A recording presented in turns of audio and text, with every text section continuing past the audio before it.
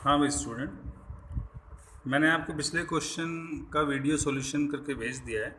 और अब मैंने एक दूसरा क्वेश्चन भी आपको भेजा है जिसमें मैंने बताया कि ए बी सी तीन पार्टनर है, तीन पार्टनर लिए हैं।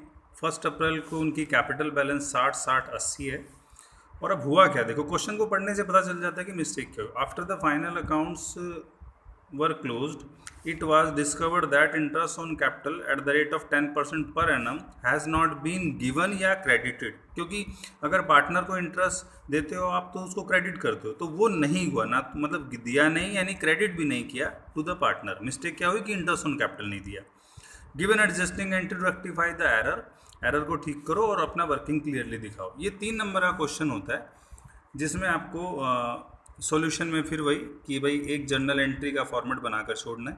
उसके बाद वर्किंग नोट में आपको फिर वही पर्टिकुलर पार्टनर है आपका ए बी सी, उनका डेबिट क्रेडिट सबका, और फिर फॉर्म। और अब यहाँ पर भी वही प्रोसेस है कि सबसे पहले आपको बताना पड़ेगा कि उनको मिलना क्या चाहिए। अमाउंट शुड गेट, जिसमें आप बता सकते हो कि 10% इंटरेस्ट उनको मिलना चाहिए था। तो देखो अब ए को कितना मिलना चाहिए, 60,000 का 10% 6,000, बी को भी 6,000, सी को मिलना चाहिए 8,000। 6 6 12 और 8 20। पार्टनर क्रेडिट है तो फर्म डेबिट हो गई 20। अब ये जो 20,000 रुपये उनको इंटरेस्ट के रूप में नहीं मिला, ये उन्होंने प्रॉफिट में बांट लिया होगा, ऐसा हम मान के चलेंगे। और प्रॉफिट शेयरिंग रेशो गिवन नहीं है क्वेश्चन में। तो ये जो 20,000 रुपये उनको इंटरेस्ट के रूप में मिलना चाहिए था, उन्होंने प्रॉफिट में बांट लिया होगा, ऐसा मान के चलेंगे। तो यहाँ लिखोगे अमाउंट हैड गॉट। किसी को प्रॉब्लम होती है तो भाई मुझे बता देना। तो ये जो है वो इक्वली बट गया। क्यों क्यों बट गया? क्योंकि रेशो देन रखी तो इक्वली बांट लिया होगा। 20,000 को अगर आप तीनों में इक्वली बांटेंगे तो इसका मतलब है 3 से भाग करोगे, 3 6 18, 6 6 6 7, इसको भी 6 6 6 7 और इसको 6 6 6 6, क्योंकि तभी जाके 20 बनेगा। पार्टनर के डेबिट तो फर्म क्रेडिट। अब देखो टोटल करेंगे 6 6 6 7 ए का। तो मैंने बताया अमाउंट हेड गॉट में मैंने 20,000 को तीनों में इक्वल बांट दिया और फर्म के क्रेडिट में लिख दिया। पार्टनर डेबिट है, क्योंकि मिस्टेक होती है तो पार्टनर डेबिट होंगे, फर्म क्रेडिट। फर्म हमेशा बराबर 20,000, फर्म में कोई डिफरेंस नहीं आना चाहिए।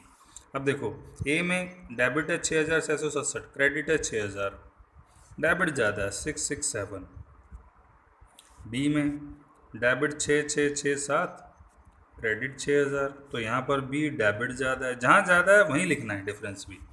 सी में 6,666 और क्रेडिट में 8,000।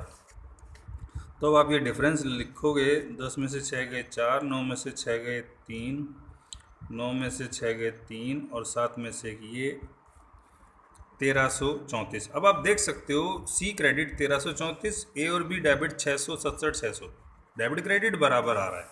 तो देखो एंट्री कैसे होगी। एंट्री में यहाँ डेट की जगह फर्स्ट डाल दो, इज कैपिटल अकाउंट डेबिट, बीज कैपिटल अकाउंट डेबिट, ये दोनों डेबिट। और कितना 667 667। टू क्रेडिट में आ गया सी, सी कैपिटल अकाउंट, ये आ गया 1334। Being adjusting entry made due to omission of interest on capital। ये ख़त्म। तो कोई अगर आपको प्रॉब्लम है तो मुझे आप व्हाट्सएप पे चैट कर सकते हो पर्सनली। टाइम मिलने पर मैं उसको डिस्कस करूँगा, फ़ोन करूँगा आपको या तो ये क्वेश्चन पूरा हो गया, आपको क्लियरली समझ में आ गया होगा। ठीक है, ओके।